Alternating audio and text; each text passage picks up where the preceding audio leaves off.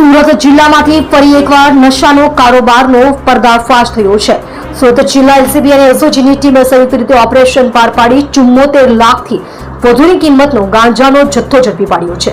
સુરત જિલ્લા એલસીબીને બાતમી મળી હતી કે એક ટ્રકની અંદર મોટી માત્રામાં ગાંજાનો જથ્થો લાવવામાં આવી રહ્યો છે, જેને આધારે બંને ટીમો સંયુક્ત રીતે વોચમાં હતી। દરમિયાન બાતમીવાળી કામરેજના વલથાણ ગામ પાસે તોરલ હોટલની સામે અટકાવી ટ્રક તપાસ કરતા ટ્રકમાં ચાલકના કેબિન પાછળ એક ગુપ્ત ચોરખાનું બનાવી તેમાં મોટી માત્રામાં પ્રતિબંધિત ગાંજાનો જથ્થો છુપાવી લઈ જવામાં આવી રહ્યો હતો।